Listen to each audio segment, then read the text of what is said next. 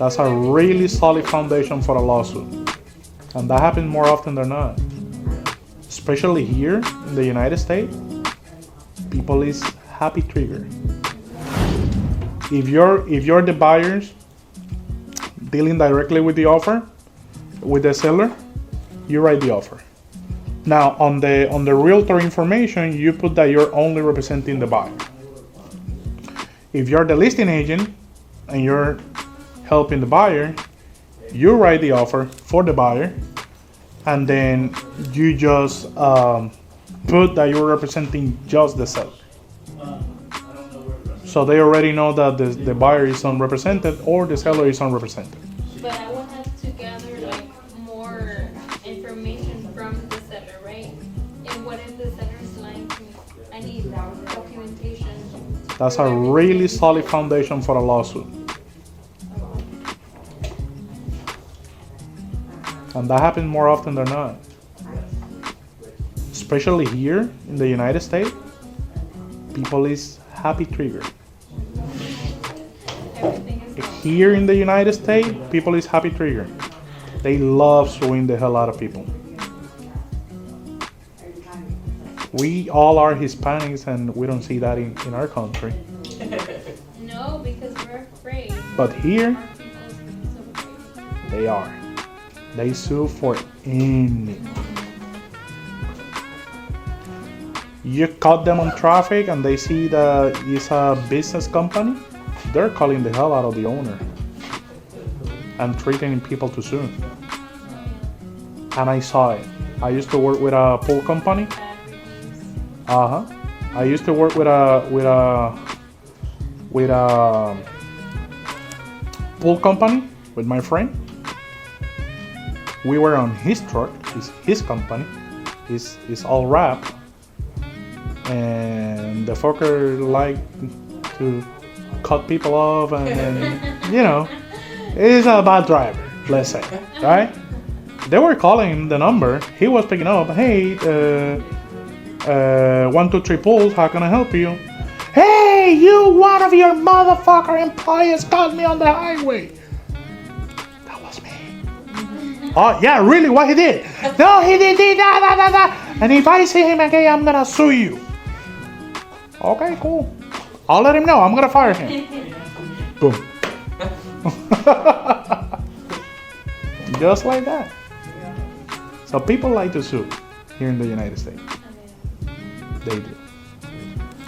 That's why you need to prepare your clients on the buyer side. So, and I know all of you guys are more stronger right now on the buyer side. So you need to really prepare the buyers on what they're going to. There's a lot of ways to negotiate the commission and put it on the transaction. And the other thing is that, and this is something that I learned yesterday, that they believe that even though they're not paying the buyer's commission, the house is still gonna appraise because they run the comps, they run the appraisal out of comps, right? So they compare all the houses are selling for 300,000, and that's what it is, right? No, they look at everything. So they look at the sales price, but they also look at the concessions.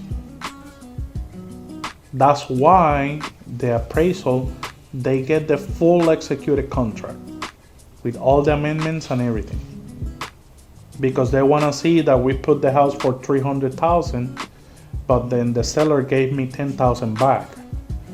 So they're putting the actual value of that property at 290,000, not 300, because the house actually sold for the 290 because you're giving the buyer 10,000 in concession.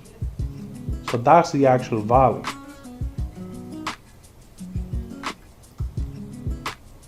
So the seller is not getting everything. He's not getting away with it. That's what the people that did the lawsuit, that's what they believe. They believe that the house is still going to appraise. But in reality, it's not. So until everything changes or the court approves they are paying 2% to the buyer's agent, you can still negotiate that. You can call and say, no, I charge you the fee or something. You can negotiate with the listing agent. You can. And there has been some cases that they're paying very little, and the house has been sitting on the market. Hey, you know what? I had a buyer for you. Your house has been sitting on the market for 90 days, but I charge 3%. Can you pay me that? You know what? Yeah. Okay, let's go. I have personally come up with money for the buyers from my commission just to save the deal.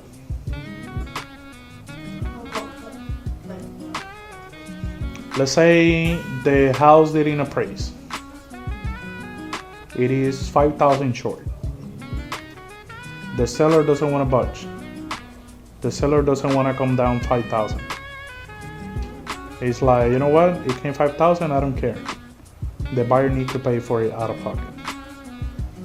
I know as a realtor that the buyer doesn't have the money. Hey, realtor, you know what? Here's the deal. The seller doesn't want to pay the 5,000. He doesn't want to lower the price, and my buyer doesn't have it. We can go 50-50 or we cancel the contract. Fuck. Can you do 70-30? 50-50. Okay, I'll put 2,500. And we save the deal. At the end of the day, I want to save the deal. I'm not gonna let my buyer cancel the contract for 2,500. Even for my full commission. I've been willing to put my full commission on the line for my buyers. And I will. If I have to, I will. I was willing. I have one case, one of my friends, a personal friend, that actually that same thing happens. The house came 10,000 short, and that was a kind of weird scenario. We appraised the house. It came right on the dollar. It goes back to the lender. The appraisal goes back to the lender, and they say, hey, you know what? If it would have come $1 less or $1 more, we would have been fine. But because it came right on the dollar, it's triggering a flag that we need to do a second appraisal. When they do the second appraisal, it came back 10,000 lower. Now, of course, the lender is gonna use the lowest one.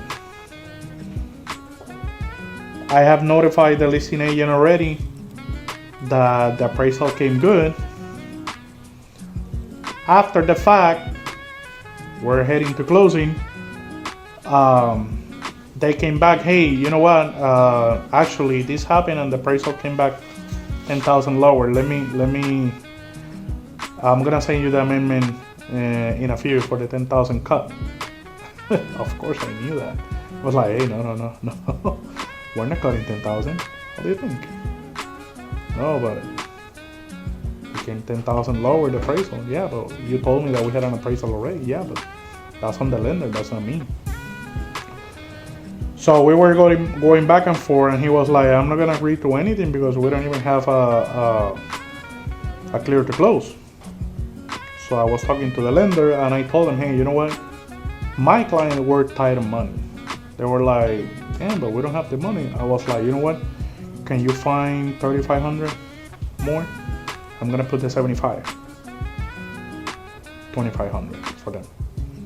No, but Sergio, you're gonna give up your whole commission, your whole pay? I'm like, I don't care. If you cancel the contract, I'm not gonna get paid anyways. So I rather you have the house, and now you're gonna send me a lot of referrals, so I'm gonna make the money back, versus me not getting paid anyways, and now you don't have the house, and now you lose the option money, you lose the earnest money, you lose the appraisal money, you lose the inspection money. So you're out already 4,000 or 5,000. I'm not gonna get paid, and you don't get the house. Might as well get the house. throw 1,000 barbecues and invite me. Pay me the beers. Whiskey at least. So I was willing to put my commission on the line. When we got the clear to close, I asked the leasing agent, hey dude, help me with something. I'm putting my whole commission. Let me at least getting paid something. I talked to the seller.